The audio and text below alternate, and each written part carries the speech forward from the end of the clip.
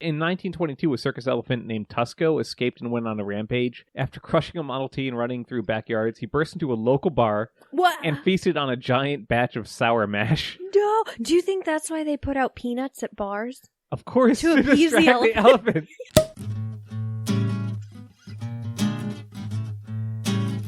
Hey, welcome to the Classy Little Podcast. This is episode 47. Cheers to... the circus! I knew the song was coming. Yeah, you knew it. I did. This week we're celebrating P.T. Barnum's birthday, which is July 5th, and he was born in... Bethel. Was he really? Yep. Oh, I thought it was Bridgeport. Well, he certainly made his name there. And these are towns in Connecticut. What? That's what everyone in Connecticut does? Apparently. Apparently we say what a lot. Yeah. I don't like that. So we'll be talking about P.T. Barnum, drunk elephants, yeah, and the Hartford Circus fire. Very Connecticut-heavy episode. Saying drunk elephant minimizes their contribution, but they do enjoy a little snifter of brandy now and then. All I heard when I asked you what we're talking about is blah, blah, blah, blah, blah, drunk elephants, blah, blah, blah, blah, blah. You had me at drunk elephants. Exactly. James, do you know what this episode is brought to you by? I don't. Audible.com. Again? James, people actually missed our Audible ad. Get a free audiobook and 30-day free trial by going to our super special, super exclusive, super never heard about Audible from any other podcast before page. James, do you remember the site? Nope. audibletrial.com/classy. Yeah. More than, how many, James? 130,000?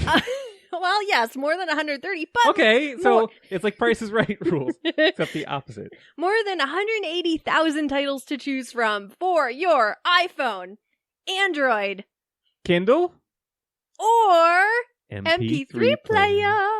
Yeah, I didn't miss that at all. We are your hosts. I'm Emily. I'm James.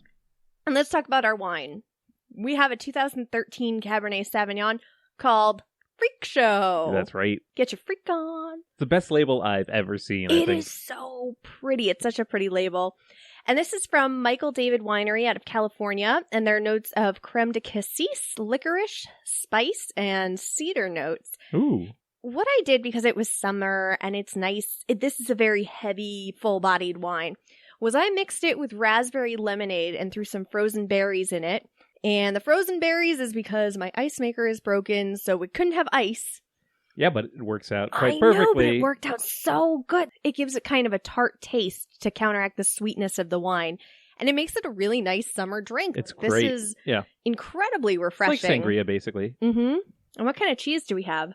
We have two kinds of cheese, because we need options. One is a jalapeno Havarti. That's why we need options, because James... Emily does not like spice. Don't know why you got the other one, but... Because I like it, and it's not so spicy. I think you should try it. All right, I'll try it. Okay. Let's see what Emily thinks of the jalapeno Havarti. There are lots of red speckles in it. Makes me nervous. I don't do hot food. Like, even the mild sauce at Taco Bell is too much for me. Very Lutheran. I'm not Lutheran, James. I went to a Lutheran school, but I wasn't Lutheran. Just in spirit? It smells hot.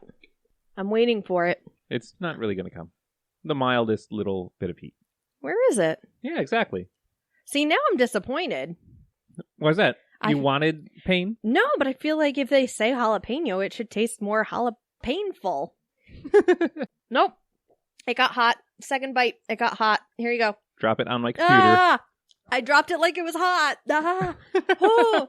No, it's too hot. It's too hot. Oh, I can't. It's not. I can't deal. Poor Emily. Her eyes are hurt by brightly colored passing cars. Yeah. Very sensitive. Where's the other cheese? We also have a basil semi-soft cheese of indiscriminate origins. It's just like, oh, it's basil-y, it's cheese. What kind of cheese? Don't ask questions, Aldi says. It does not have jalapenos in it. Therefore, I'm trying to save my mouth by eating more of it. All right, so James, I'm glad that you started off the episode singing the infamous circus theme of do do do do do do do. Do you know the name of that song? Absolutely not.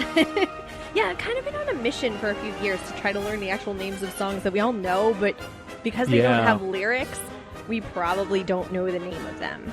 So this song is actually called Entrance of the Gladiators. Nice. Opus 68. Wow.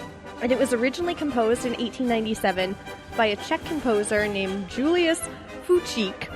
But the way you spell it is Fucik.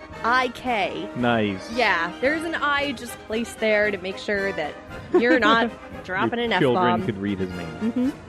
And it was actually written as a military march, and because of the chromatic scales in the very beginning of it, it was first known as Grand Marche Chromatique, and there are some extra E's thrown at the end of all those words to make it look fancy.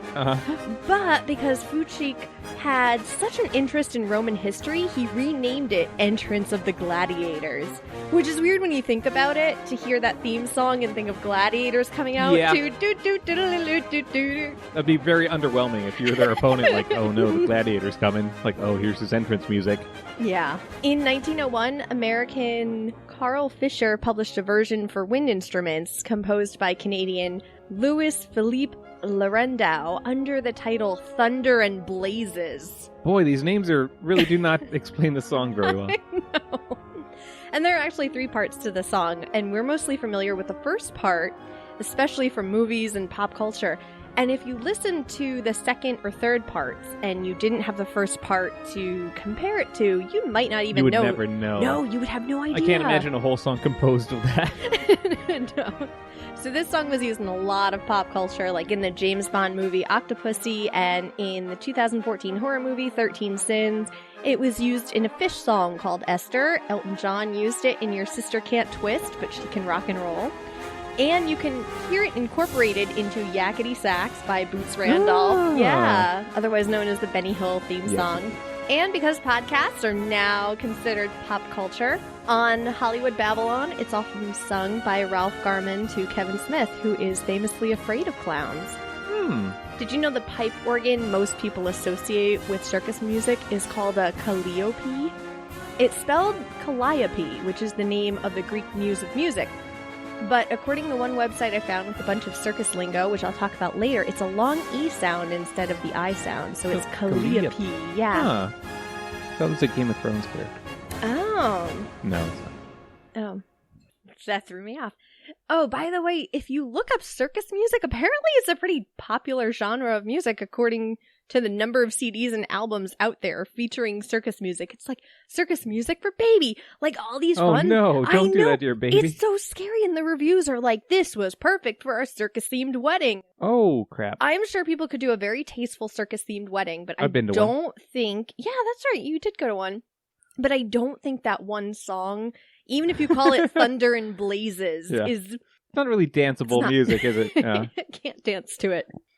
Okay, so we certainly can't talk about circuses and the history of circuses without talking about Bridgeport's own, well, really Bethel's own, Phineas Taylor Barnum, better known as P.T. Barnum. That's what the P.T. stood for? Phineas Taylor, yeah. I never questioned it. It was one of those things. Yeah, his first name is P.T. Nope, he had 2 names in there, yeah. Certainly one of the most iconic Americans and a central figure in the cultural development of America. During my favorite time period ever, the Gilded Age, when America didn't know how to behave at all. It was like a sullen, impulsive teenager, and they were getting their eyebrows pierced or something. Wow. You know, with these crazy new technologies and new ideas, and there's still this brutal capitalist, racist thing going on. It was just a disaster of fun and epic proportions. Sounds like a good old-fashioned time. It was, and Barnum fit perfectly into the time frame. Of course he did. Did you know he never actually said there's a sucker born every minute? Really? But it's always attributed to him. Yeah, but nope. Although that is kind of his life philosophy, basically deceiving and bending the truth and doing anything at any cost to make a quick buck. He was kind of a shady dude. I'm surprised he didn't take credit for that. Right? Yeah, if that quote was so well known, or if he had known that it was going to be so well known, he would be like, yep, I said that. Yep, that was me. Pay me. But he was also kind of a humanitarian in his later years. He was a showman and a politician. As we mentioned earlier, he was the mayor of Bridgeport for a time. He was a temperance advocate and one-time journalist. Temperance advocate? Really? Yeah. I would think booze would play very well into his schemes. You would, right? He was also kind of a master manipulator and public relations expert and a con artist and a huckster. Oh. He was born in Bethel, Connecticut. Connecticut will come up a lot in the history of circus. Remember, if you say Connecticut... Yeah. What? Thank you. His grandfather was also kind of a bit of a con artist himself. Even though he was also a justice of the peace and a legislator, he devised like this lottery scheme, And it's funny because P.T. Barnum, who was great at math, also devised a lottery scheme of his own when he was a teenager. And it was very successful. It wasn't so much a scam as just a lottery, but Okay. he ran it very well. And then religious influences started trying to shut down gambling in the state. But he bought a newspaper, and he'd run editorials against the church officials, which kind of got him sued for libel and thrown in jail for a couple months. So, not a great start, but he did make a nice buck in his lottery. Oh, yeah. He got married early at 19 and ran a general store in Bethel. I wonder if we could go visit it. I know. He started auctioning books and selling real estate and buying real estate. And he'd had lots of little side businesses. Oh. What? Of course he was born in Bethel. I grew up in Danbury, which is the next town over from Bethel, and one of the big shopping plazas in Bethel is P.T. Barnum Square. Oh! So, duh, of course. His newspaper was in Danbury, actually. It was called the Herald of Freedom. Oh. Yeah. Well, it's not the News Times like the paper is now. No. No. Okay, so after church officials finally succeeded in banning lotteries, he went into the entertainment business. And by that, I mean he moved to New York and bought a human being. What? He moved to New York and bought a human being. No, I heard the New York part. Yeah. Okay, yeah. No, he bought a person. Uh-huh. It was an old black woman who was blind and nearly paralyzed. I hate everything of where the story's going. Yep. Her name was Joyce Heth. Hmm. And yes, slavery was illegal in 1835 in New York and Connecticut and all the states he was operating, but somehow this was okay because he was her caretaker, quote unquote. So he actually bought a human, like, as a slave? To work as a slave? Or... No, to take her around and charge people to look at her. No! By lying and saying that she was 160 years old and she was the nurse who delivered George Washington. Oh, wow. And it was wildly successful. Wow. Because no one knew how to behave back in the 1830s. Were people just incredible idiots back then? It's hard to tell.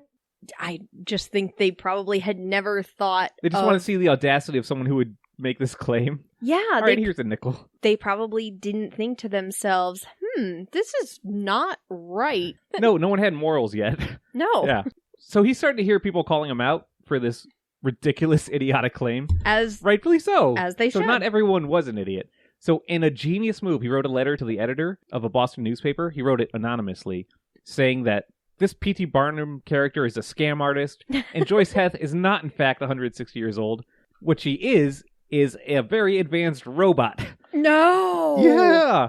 And guess what? That just got more people to go and come see Joyce Heth and pay her a dime or two to gawk at this robot woman. Oh my god, I hate him, but I adore how genius he was. Yeah, right? Wow. After Joyce Heth died, she was probably like 70 or 80 at the most at the time. He bought a scientific museum in New York, renamed it after himself. He reminds me of Trump sometimes. Yeah. As a way to better promote hoaxes and human curiosities. He called it Barnum's American Museum, and it opened in 1841. He put a lighthouse on the building with giant posters of these exotic, fanciful, mythical animals. And you would look at it and you think, oh, there's a mermaid inside there. Oh my god, and it's like 6 feet tall, and it's a beautiful woman with a fish bottom. And you get in, and it's a monkey sewn to a fish in a glass case. Oh god. Yeah, that was the Fiji mermaid, actually. Yeah. On the roof, he built a garden where you could take daily hot air balloon rides, which I think sounds awesome. He did this thing where he hired the worst musicians he could find to play out on the balcony, assuming, like, well, bad music might attract people better than good music would. Wow. Yeah, I don't know if that was successful, but... Well, look at how successful Nickelback is. Just saying. Just saying. I'm sorry. What are you trying to say about Nickelback, my favorite band? I can never give up a chance to diss Nickelback just because it's so easy. So he had rotating acts, some of which were actual performers, like magicians and jugglers, and some of whom were dwarfs, giants, albinos, or just fat people. Like, come see the fattest man on earth. And he's like 250 pounds. You had low standards for fat back then. Yeah, but I mean, how far had these people traveled to see the fattest people on the earth? They'd be like, all right, well, if the sign says so, must be true. Some of those rotating acts were actually minstrel shows, which Barnum played a huge part in popularizing and in a very strange way legitimizing. For those who don't know, minstrel shows are where white people put on blackface and curly wigs and tell racist jokes in bad accents, enforcing age-old stereotypes and singing and dancing. Some of the shows actually that he put on promoted the cause of abolition and ideas about black equality. Some of them were just racist and awful. Barnum kind of did both. Towards his later years, he put on better shows like Uncle Tom's Cabin that kind of enforced better messages and may have actually done something good to help the cause of black people in America. Oh, it's so hard to either love or hate him. I know, he's a very complicated figure, yeah. Boy. When I say he legitimized minstrel shows, I mean that before him, and some other promoters of minstrel acts were almost entirely racist one-act skits hosted in tawdry makeshift bar rooms, but Barnum made them like 3-act plays or variety shows with a very set thing, and tried to get legitimate blue-collar, God-fearing folks to come in and see these shows. He was the Shakespeare of racism. Exactly. Yeah, like I said, a complicated legacy. It was during these minstrel shows that Barnum did one of his most audacious things ever. They would have white people dress up and do black dances, basically, and people loved it. And he found this really talented young black man who was a dancer, and he thought, geez, I'd love to have him on my show, but the white audiences would never go for that. Oh, I heard about this. So what he did was have the black guy put on blackface and a curly wig and dance around, and everyone loved him. And what he did again was write an editorial, be like, there's actually a real black person in his minstrel show. So again, people came out to see this controversy that he himself created. Brilliant, really. I mean, my gosh. Terribly immoral, but brilliant. Good for him. I mean, really? no, bad for him. I don't know. I don't know. Yeah. What am I supposed to feel, James? Tell me what I'm supposed to feel. I wish I could, but... So one of his most famous hoaxes was that Fiji mermaid, which is a fish monkey sewn together. That's the name of your band. Fish Monkey's pretty good. James is trying to come up with a band name. Yeah. So far, they're History of Robots, which suits James so well. But Fish Monkey. Fish Monkey's good. Yeah. Yeah. So he'd draw people in with these scams. Later, he justified it by saying they were just advertisements to draw attention, and there would be actually scientific merit behind some of the attractions of the museum. So it was the beginning of this American amalgamation of shit and actual information that we see to this day. I consider him the father of all reality TV in some way. I don't know. He was the original BuzzFeed article. Oh, yeah. Where there are facts sewn They're in. the top 10 freaks. Yeah. It was at this museum where he got annoyed sometimes when people would just spend the whole day there just hanging out and killing time. It's like, no, get out of my museum. We need more people here. So he put up signs throughout the building that said, this way to the egress.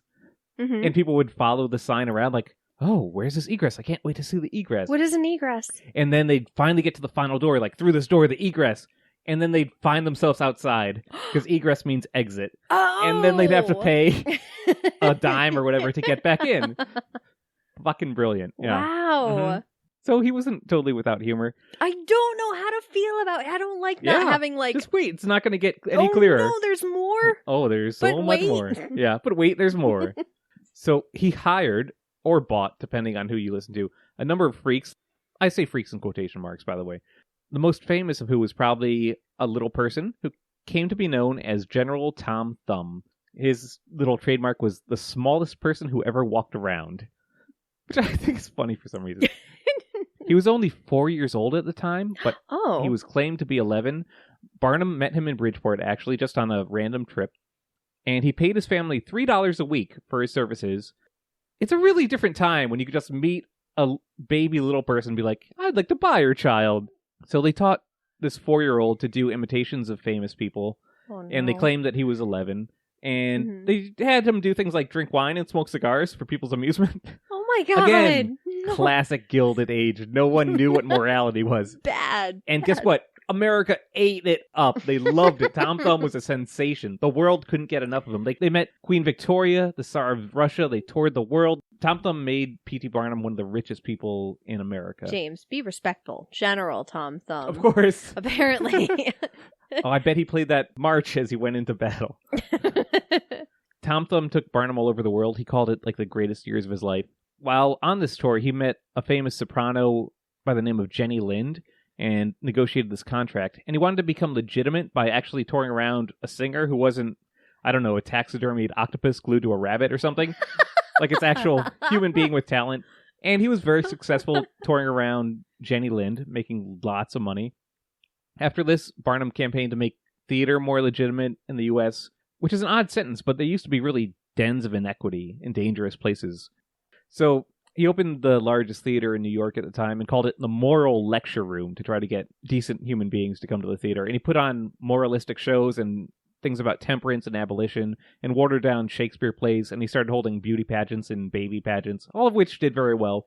Well, it was in the 1850s, after this string of successes, that he started investing in the city of Bridgeport, which is how he became bankrupt. Oh, well. Yeah, Bridgeport. No what for you. No, he loaned a clock company a lot of money to move to the city, and they were bankrupt within a few years, and his wealth was wiped out with it. People really celebrated his failure, calling it moral comeuppance, and Ralph Waldo Emerson said the gods are visible again. Oh. Now, but it took him about 5 years to get back on his feet and crawl his way into profitability again. I feel like you can't keep a man like P.T. Barnum down for long. No, absolutely not. So he collected more curiosities. He got those famous Siamese twins, Chang and Ang, to come out of retirement for a couple months. He set up pro-unionist displays at his museum and put on pro-union acts in his show, which is what led a Confederate sympathizer to burn his museum down. He reopened at another location, and again it was burned down mysteriously. No one knows the cause. And then a third time, his museum got burned down, and he said, that's enough. I'm not building any more museums.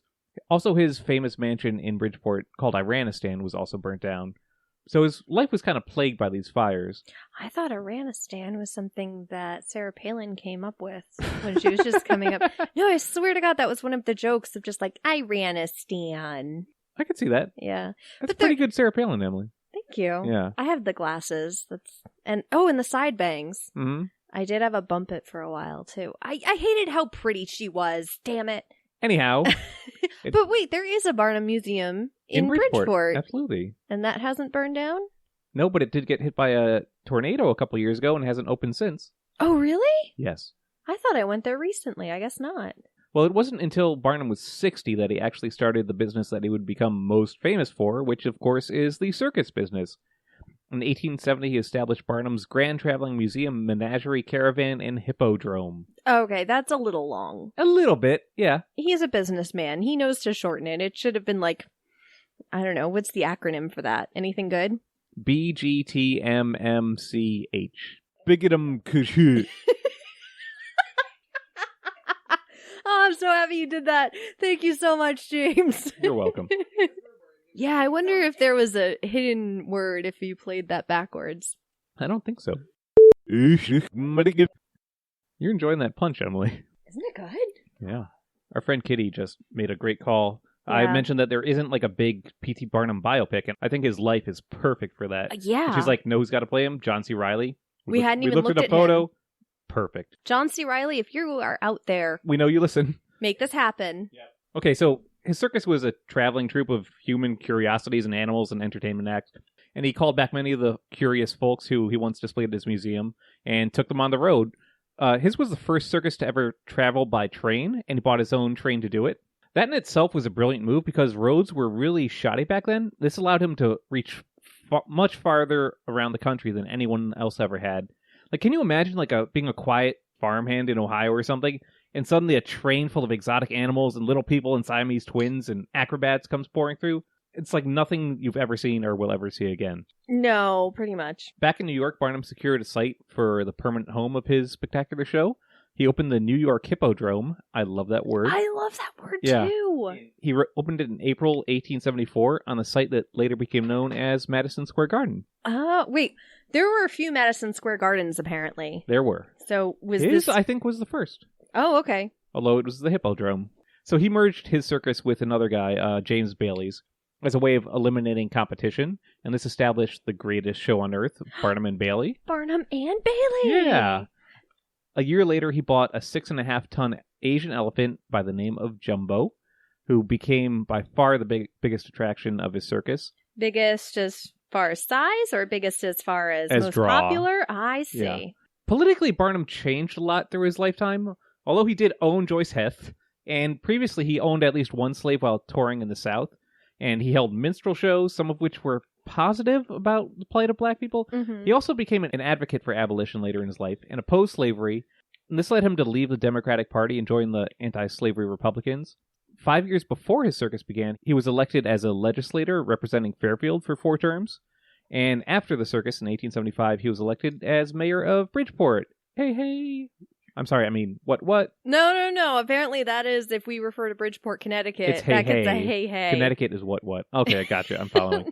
I'm sure Bridgeport's going to love that. So he lived there for many years before, and he was actually, I think, a pretty good mayor. He did a lot to improve the city and bring in businesses. Parks and water got much better. He's actually buried at a cemetery that he himself designed. Ooh. Yeah, he brought gaslight to the city, and he was instrumental in starting Bridgeport Hospital. It's kind of perfect that P.T. Barnum is this very complicated character, at times a con artist and a huckster, and an amoral, if not immoral, roustabout. Yeah, I'll use that word. I love that word. And he was the mayor of Bridgeport, which, in case people don't know, is one of those classic post-industrial Baltimore, Detroit kind of towns in many ways. Like, they would have placed The Wire here, except no one would believe a city could fail that spectacularly. It's not plausible. Barnum suffered a stroke in 1890 during a performance, and he died a year later in April. As I mentioned, he's buried at Mountain Grove Cemetery in Bridgeport, which he designed. Obviously, it's a complicated legacy, but there's no more American story that I could think of. I mean, Lindbergh's up there. Lindbergh, Barnum. We need a new Mount Rushmore with just people who did crazy shit. Trump will build it, don't worry. With Trump's face. Oh, of course, Trump. Yeah.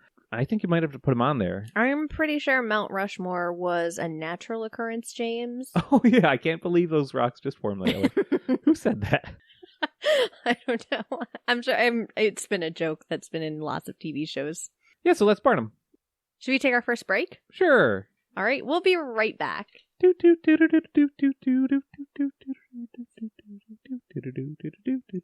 gonna let you fade out. The song doesn't end. What's up, guys? This is Epic Film Guy Nick, and I just want to take a few moments to tell you why you need to check out the Countdown movie and TV reviews with your hosts, Paul and Wayne. Every single week, these guys actually count down the best and worst in TV and movies so that you don't have to make the tough decisions about what to watch next. With really cool segments like Rewind, Be Kind, or Cool for Cast, or Check It Out.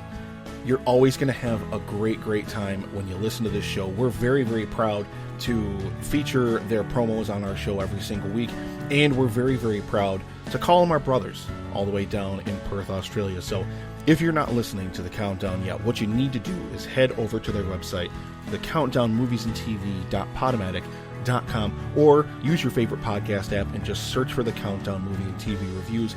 And I'm telling you, you're going to give it one listen and you're never going to look back. This is one of the best shows out there. So give them a subscription and jump over on iTunes. Give them a 5-star rating. Just don't forget to mention something about how Wayne loves balls. But anyway, thanks very much, guys. And now back to your show.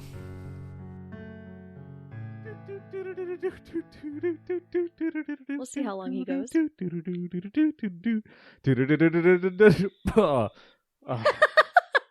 we're back.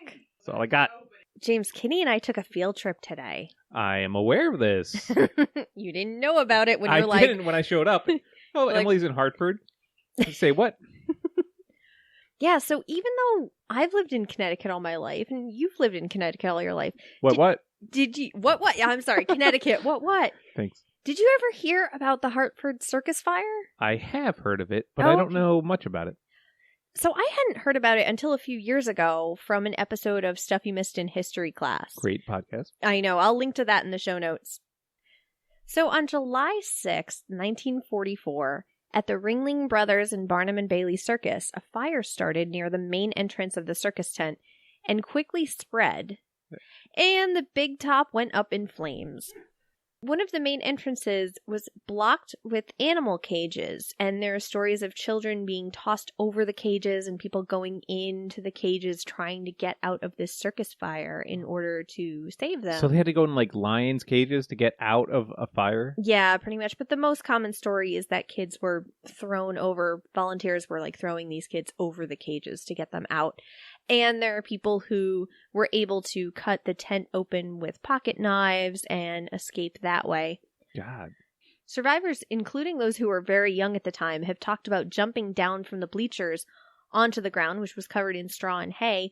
And the ones who actually had those higher seats up had a better chance of surviving rather than those further down closer to the main attraction, because they had an easier access to the tent flaps to crawl out and get out from under, whereas people closer to the action were more likely to be trampled by people or have trouble finding exits. I didn't realize it was so recent.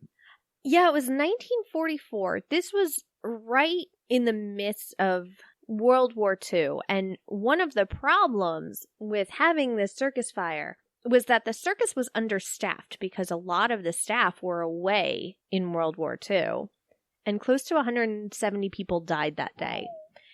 One of the most famous survivors was Charles Nelson Riley. Really? Who you might know from The Life of Riley, which is based on a stage show, and he talked about this circus fire, and he even said that he went to the circus despite his mom telling him he couldn't go, and as she caught him and his friend on their way, she shouted from the porch, "I hope that circus burns to the ground." Oh, Christ. Yeah. And one thing he mentioned when he was talking about the fire in his show was that the tent didn't collapse, it evaporated.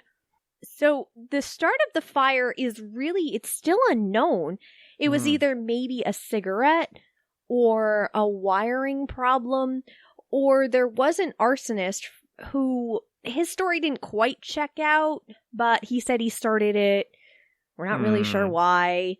But the reason that the fire spread so quickly was that the Ringling Brothers and Barnum and Bailey Circus didn't want to lose money when it rained. So, as they had done and other circuses had done for decades, the tent was waterproofed. But it was waterproofed with a mixture of paraffin wax and gasoline. Oh, God. Yeah. It's surprising that more circus fires didn't happen because this was a common practice. That's a really bad idea. Yeah, and Charles Nelson Riley had said that as soon as the fire started and he escaped, he ran to the end of the parking lot and he turned around with his friend and he said, "The tent is gone." That's how quickly it spread. It was within a matter of about 10 minutes from when somebody first saw the flame to when the tent collapsed. And the thing was, a lot of people were burned not just from the fire itself, but from this paraffin wax melting onto them. Oh. So there are a lot of accounts from people who were alive at that time because a lot of them were kids. And I would recommend, if you're interested, to go to the website circusfire1944.com, and there are survivor tales. One of them was from a survivor who said he recognized the same smell of burning flesh when he went to war a year later. And it's just heartbreaking. Yeah, Jesus. And this event became known as the Day That Clowns Cried. Kitty and we decided, I had been looking this up for a few days, and I decided, you know what, it's up in Hartford. It's about 45 minutes from where we are. Let's go to this memorial. And the memorial, if people follow us on Snapchat, they saw it today on Sunday. Mm-hmm. And in a different plaque saying, what happened on this minute, what happened on this minute. And then you get to a spot that memorialized where the main ring was, and there are all these bricks from survivors or people whose family members had died, and the names of people who had died in the fire, including some of the most famous people from that, like Little Miss 1565, who was unidentified for years and might still be unidentified, and one clown who... Oh my God. Well, the clown didn't die, but the clown was a big part in helping trying to put out the fire and save people. And there's no bright side of the story, is there? No, other than the fact that after this happened, I don't even know if it's a bright side, but Connecticut especially had put up crazy laws about having circuses and having safety measures put in place and having the correct amount of fire officials on duty and where they should be, and protocol for putting up circus tents. Couldn't dip your tent in paraffin wax and gasoline anymore. Don't do it. No, do not do that. As horrible of a tragedy as it is, the stories behind it, especially, Charles Nelson Riley and Little Miss 1565, there's so many different stories from different perspectives that are really interesting to read about. Well, that's grim. All right, so we should take a break? Yeah, on that happy note. I'm sorry, guys. I'm sorry to bum you out. It's not a good story, but it's a really interesting story. Yeah. All right, we will be right back. Have some wine. Go cheer up. Have some, I'm going to call this Freak Show Lemonade. Have some Freak Show Lemonade. Please do. It's 7:38. Shut up, everyone. Shut up. Woo! This is Leo. This is Kitty. This is Fez. This is Jackie. This is Cobra. What's up? And Midgie. We are Afterburn 739 Podcast, coming to you from Scrish Bar. Tune in every week and hear us talk about anything and everything. We are not politically correct. We are certainly not well informed. Sometimes we make shit up. but we will make you laugh. You can find us on iTunes, Stitcher, or Afterburn739.com. And Twitter and Afterburn739. What's Stitcher? Hello, Kitty. Welcome to the Welcome party. to the party. My jingle. And you never know who might turn up in Scrish Bar in the Turkey Bucket Gallery.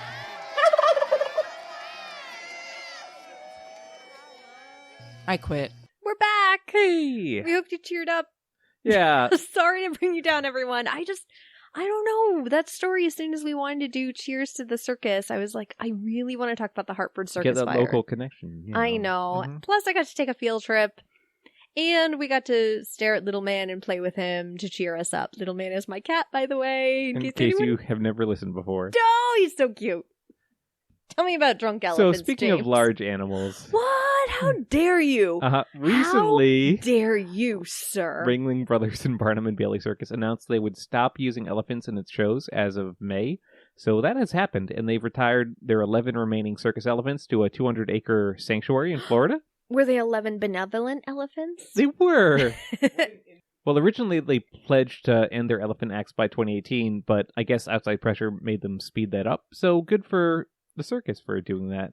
Also, lots of cities across the U.S. have passed laws against elephant acts or the use of bull hooks, which is basically a specialty-made elephant beating stick. If they were outlawed, it made it much harder for circuses to control the elephants and put on a show. So all around, it's great for elephants. I remember actually riding one as a kid at a circus, which is Yeah, I did too. extraordinary because that seems very ill-conceived now, or I think we have a more litigious society where they wouldn't let you ride an elephant like that. I think at the Big E, you could still ride elephants. The Big E being the Northern States exposition that we have every year. Mm-hmm. Well, I thought we'd talk a little bit about the history of elephants in the circus and in America. The first elephant to arrive on this hemisphere arrived in New York from India in 1796, and in 1805, Hecaliah Bailey brought in the second ever elephant to the USA. I miss all these old names. Hecaliah is pretty good. Phineas. Yeah. Oh, let's bring them back. So Hecaliah did this thinking that the elephant would plow his fields like a horse, but Okay. it ate way too much to make it worthwhile as a farm animal. So he didn't think ahead, but instead he decided to take the elephant on the road as a spectacle. He always did have ambitions beyond farming. He charged people 25 to 50 cents to see her and hid her behind a curtain so that non-customers couldn't get a free peek. Hecaliah Bailey is the Bailey as in Barnum and Bailey. Yeah. Yes, I'm Uh-huh. just making that connection. I didn't get that before. So he is the father of the American circus. So he had an elephant and Barnum had a dream. I don't know. Yeah. Well, Barnum also eventually had an elephant too. All you need is an elephant and a dream. So he found this to be quite profitable, and the elephant was called Old Bet. She was the first circus elephant. With Old Bet, he formed Bailey Circus, which was pretty shabby actually and kind of underhanded and dirty. Like, it's sprung up the reputation of carnies and traveling people as very unscrutable characters.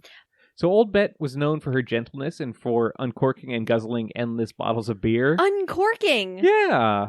Why am I using a wine opener when we have We have- perfectly good elephants somewhere on this earth? Right?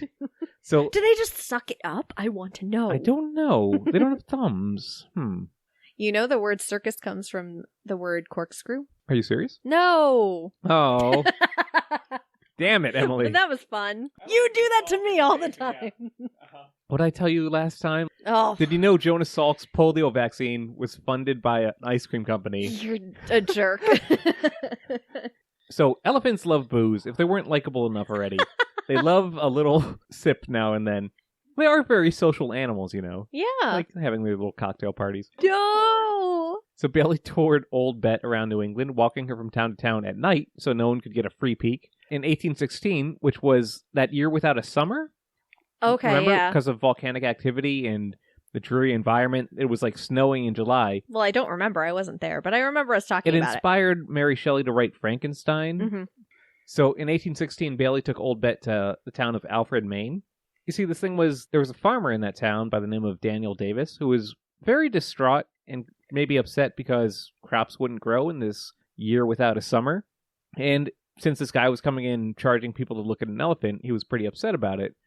So what he did, as old Bet walked by, was step out from a bush and shoot it twice. Why? How does that even relate? Nope, it does not. Well, my crops didn't grow. There's an elephant. I'm gonna shoot it. What? Logical connection. No. Yep. I don't like that. He served 3 days in jail 3 and was let out on bail and then vanished from the historical record. He was quoted as saying paying 25 cents to see an elephant is a bad way of taking money out of the pockets of people who need it. While reading a biography of Topsy, another famous elephant, I was hoping you would bring that up. there was an obituary that read, "Ah, noble, generous, high-minded, intelligent animal, justly classed among the wonderful works of God, thou hast passed from the banks of the Ganges to the shores of the New World to gratify the just and laudable curiosity of mankind, to display the wonders of creation and lead man to adore the Maker and Former of all things. And here thou hast come to fall by the hand of a miserable, unknown caitiff, who only lives to disgrace his species." I thought that was very eloquent Yeah. and old-timey. Eloquent elephant. So, Bailey bought a second elephant and named her Little Bet. Yeah. She was the third elephant ever to be in this country, and he toured around with her too. It was very profitable. And in an unthinkably bad marketing move, he called Lil Bet the quote-unquote bulletproof elephant, Oh no. which might have been what made some people shoot No. Lil Bet in Rhode Island in 1826. So 2 of the first 3 elephants to ever be in America were assassinated by idiots with guns. Stop shooting elephants, people. Don't turn this into a gun debate. Let's head to the gun debate. It's not about guns. It's just about murdering elephants for no reason. Elephants are awesome. They are. They're incredibly lovable animals, yeah. Did you read, I don't know if you're bringing this up, the thing about how elephants are portrayed with their trunks up? No? If they are portrayed with their trunks up, it means it's a sign of good luck. It's almost like a horseshoe, how you're supposed to have it with the top up to keep in all the good luck. Mhm. If you go to cemeteries where a lot of circus folk are buried, you'll see elephants putting their front foot on a ball and their trunks are down, which signals either bad luck or misfortune or just a sign of respect. Wow. Yeah. No, I never heard that. So as I mentioned, elephants love to drink. Me too. They like beer and wine, but prefer bourbon and whiskey if they could get it, actually. Wow, they're more hardcore than me. Yeah. In that book about Topsy, it's called Topsy, the Startling Story of the Crooked-Tailed Elephant, P.T. Barnum, and the American Wizard Thomas Edison. Which is available on audible.com, and you can find it by going to audibletrial.com/classy. It's a great book if you ever want to read a history of an elephant, and I really think you should, because it's fascinating. Throughout the book, elephant trainers love giving these mammoth beasts alcohol. I don't know. It was just funny to get things drunk. They gave Tom Thumb wine. Yeah. They give elephants whiskey. It was just funny to see drunk things. I guess it still is. Why But the hell can't I get paid to get drunk? right? I just do it for free. I could see the humor in it, actually. Before we developed any morals, it was a reasonable way to entertain yourself, I guess. In 1922, a circus elephant named Tusco escaped and went on a rampage in Washington. After crushing a Model T and running through backyards, he burst into a local bar What? and feasted on a giant batch of sour mash. No. Do you think that's why they put out peanuts at bars? Of course, To to appease the distract the elephants. Yeah. By the time he was caught, he had pushed a house off its foundation, knocked down walls, or overturned 20 cars. What I wouldn't Oh. give to see a drunk elephant rampage, frankly. No, I don't want to see that. I feel like that would be terrible, and the elephant would be shot, and we would It'd have be really embarrassed in Yeah. the morning, like, oh, what did I do? it would wake up next to another elephant like, oh, The elephant no. forgot. Yeah. Like, what happened last night? You're an elephant, dude. So there's long been a belief that elephants in the wild would get drunk by eating the fermented fruit of what's called a murla tree. Reports of drunken wild elephants, good band name there too. Ooh, drunken wild elephants? Yeah. Yeah. They go back to the 1830s, but in 2006 there was a study published actually in the Journal of Physiological and Biochemical Zoology, which basically debunked the idea that elephants in the wild get drunk. They Huh. don't eat rotting fruit. They pass it over and eat the fruit right off the tree. There's been some people who suggest it ferments in their stomach, and they behave like they're drunk sometimes in Yeah. the wild. So there may be something we just have never discovered, but as far as they can tell, they do not actually get drunk. Did you know that the word jumbo actually means a socially inept goof? Oh. Yeah, at least that's what it meant before Barnum bought Jumbo from the London Zoo. Huh. So it was just Barnum's marketing where he essentially lied and said she would be the biggest elephant in the country. She was like the same size as other elephants, which is to say massive. Yeah. He brought her in when she was about 16 years old from the London Zoo, and there was an international controversy when he bought her, because the British people loved their elephant, and they really fought like hell to try to stop him from buying it, but nevertheless he succeeded, and he brought Jumbo over to America. Jumbo became so famous that his name just became synonymous with supersized, you know. Mm-hmm. Now we have Jumbo Jets and Jumbotrons, and I never stopped to think that it's named after an elephant. No, you know? wow. Yeah. Huh. So Jumbo was killed in a railway accident in Ontario, Canada, at age 24. Yeah, Jumbo was hit by a train. Oh, no. Yeah. I don't like that. Jumbo was stuffed or taxidermied and donated to Tufts University, where it became the school mascot. Really? Jumbo also really enjoyed booze, and his beloved trainer, a very decent elephant trainer by the name of Matthew Scott, would share a bottle of beer with Jumbo every night before they went to sleep. Aww. There's a fun story of, like, one night he forgot to share it, and the elephant was, like, nudging him and was like, hey, hey, buddy. Oh, no. That's like little man when I don't fill his food bowl before I go to bed. Little man will also be synonymous with little things someday. So we talked about the Brooklyn Bridge in our recent Cheers to Architecture episode, which people were somewhat uneasy about. There was actually a stampede on the bridge in 1883 when people thought it was collapsing and they trampled over each other. Yeah. So Barnum offered to have Jumbo and the rest of his menagerie cross the bridge as a publicity stunt. Wow. Yeah. And they did. And if it could hold a 5-ton elephant or whatever it is, people were reassured that it could hold them and many cars, I guess.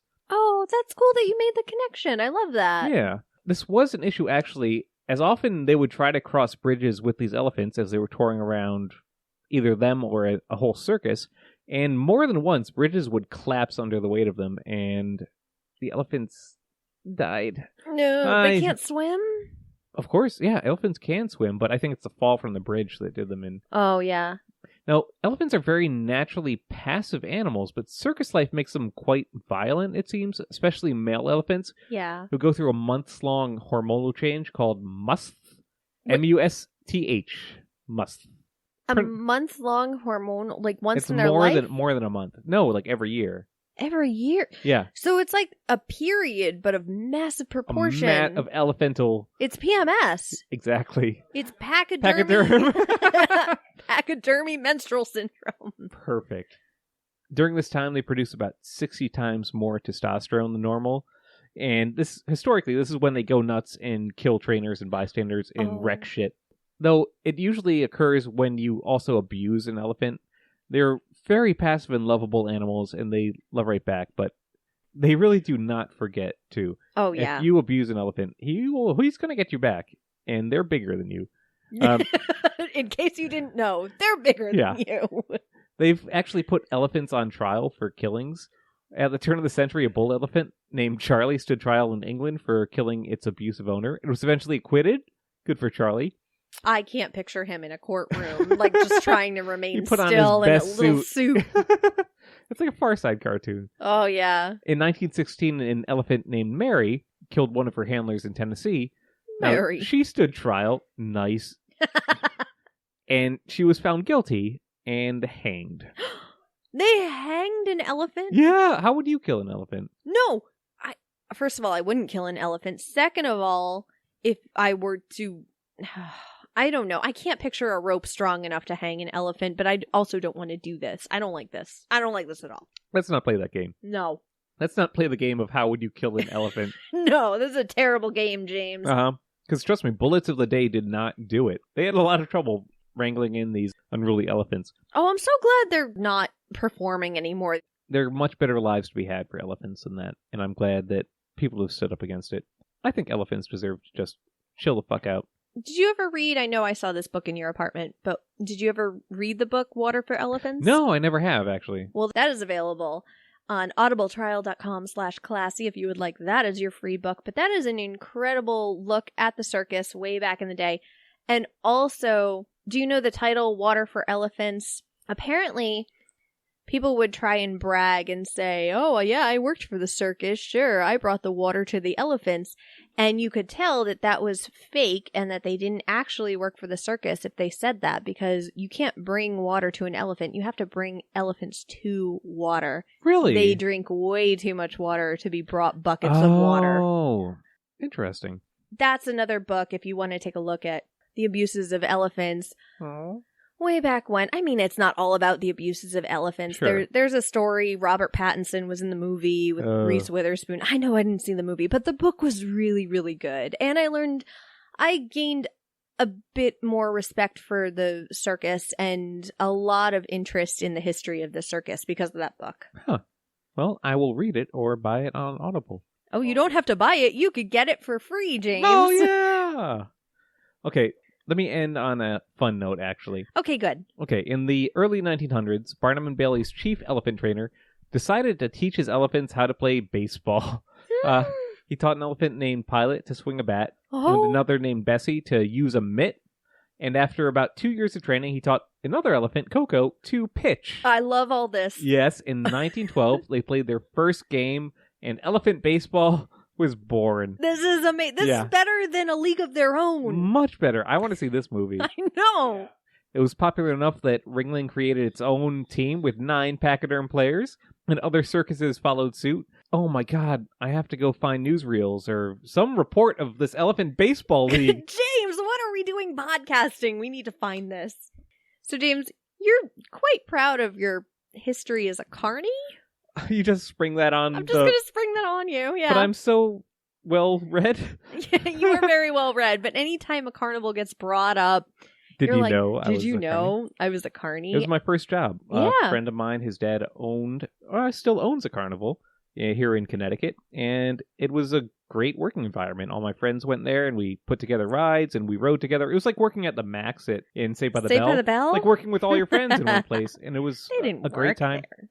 We didn't travel with it. Like, it was always around our home, so we'd drive an hour wherever it was. If you ever need a Ferris wheel to be taken apart, call me up. James is your guy. Yeah. If a Ferris wheel just randomly shows up in your backyard, you're like, How do I take this how apart? do I dispose of this? Oh, I know a guy. Do you remember any of the carny lingo, or did you use any of the carny lingo? No, sorry. Oh. We're from suburban Connecticut. We were the classiest carnies you've ever seen. We all wore tuxes. Well, I looked up some circus lingo, and a lot of it overlaps into carny lingo, which is why I'm asking. And, I was going to quiz you on it, but if you don't know any of it. No, I bet I know it. Okay. So, do you know what a cirky is? Nope. It's the circus equivalent of a carny. A cirky. Okay. Pickled punks. This is a slang term for the freak show attraction of weird human fetuses. I knew that one, actually. Oh, did you? Mm-hmm. Okay. Ballyhoo. Like a hoopla. What's a hoopla, then? Because I thought the same thing. Commotion of some sort. Okay, you would think, but a ballyhoo is actually the name of the sweeping spotlight in a figure 8 that you would see in a circus where it would just go around. That's called a ballyhoo. Ballyhoo. I love that. I know. All Check out our cheers to words and phrases we should bring back. Yeah, I feel like we should redo that with our better mics now. Yeah, but the spirit is right. Yeah, the spirit is right. How about big cats? Lions? Tigers? Lions and tigers, no bears, oh my. But these are called big cats, so I am allowed to call little man little. Because comparatively, he's pretty tiny. He is neither a lion nor a tiger. He is little. Everyone, stop looking at my cat and saying, geez, that's a big cat. No, little. It's in his name. Little. We weighed him yesterday. He's 20.5 pounds. He is. He's lost some weight. I'm so proud of him. Oh my god. It's all fur from the summer. He's just shedding. It's true. How about bump-a-nose? A clown. It's very close. This is the amateur circus equivalent for clowns as a way of saying break a leg. They say bump-a-nose. How cute is that? That is wonderful. Gandy dancers. The guys on stilts. That's a really good guess, but you are wrong. Well, these are the workers in charge of pounding the stakes into the ground. Now it's automated. Now there are machines that do this. But they did it in such a way that it was so almost choreographed. Yeah. Because it had to be at least 2 or 3 men to pound in each stake. So it would go one man pounds it down, the other one pounds it down. And of course, yeah. Yeah, so it looks like a dance That's when really they cool. do that. What are they called?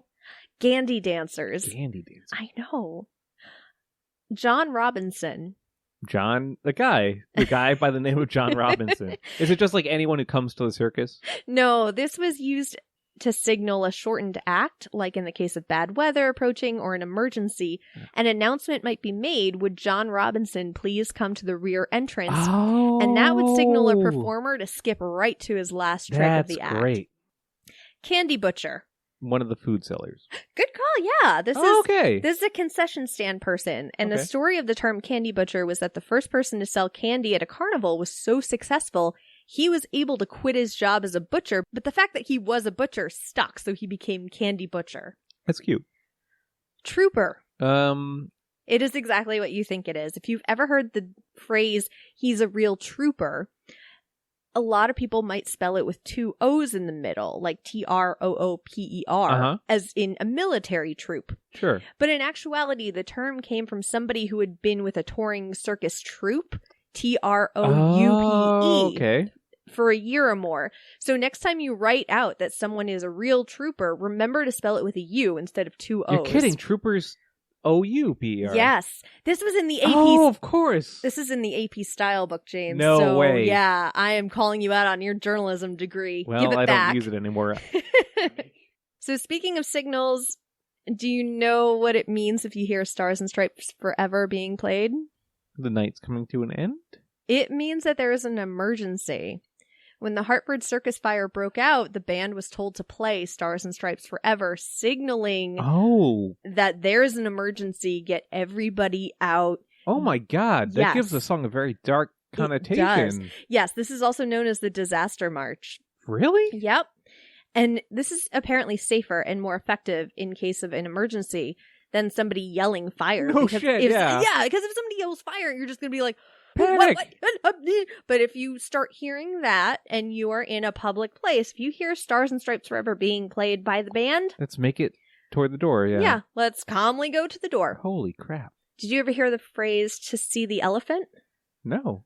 This phrase began in the circus meaning to have seen everything. I've seen everything. I've seen the elephant. Then it took on an additional meaning of losing one's innocence as well. So it's used in the military for someone who has seen combat. It's also been used in Tolkien's Lord of the Rings book. Tolkien. Actually, it's Tolkien. Oh, it is? Yeah. Is it really? Yeah. My dad told me that, so it must be true. I'm not going to look that up. It's Tolkien. Look at what Stephen Colbert calls it. He's an expert. So aside from one of my favorite songs, Motor In, otherwise known as Sister Christian, do you know what a Night Rider is? That's the band who wrote that song. A Night Rider. Someone who moves the circus from town to town. You would think. I thought so too. But these were people by day. They would put up the posters for the circus. But by night, they would go out and tear down the competitors' posters and advertisements. And they were called Night Riders. Nice. Which really takes away the whole, like, dun dun dun dun dun dun Night Riders. It's like, they're not so scary, I guess. They're not anthropomorphic cars. They're just carny folk tearing down competitors' posters. All right, this is the last one. How about a fireball or fireball outfit? Someone who spits fire. No, this was a show that was so poorly run and shady that it made the townspeople so angry that they had wasted their money on it that future shows were at risk of being torn down or even burned from these townies who were just like... The really shady carnivals that would steal your money with weird games and exactly. And they were also... fake attractions. Right. They were also the carnivals that were so cheaply run so that if they were burned down, they weren't losing no big much. Loss, yeah. Yeah, how terrible is that? Those people give carny folk a bad reputation. Oh, boy. All right, so we have some listener feedback.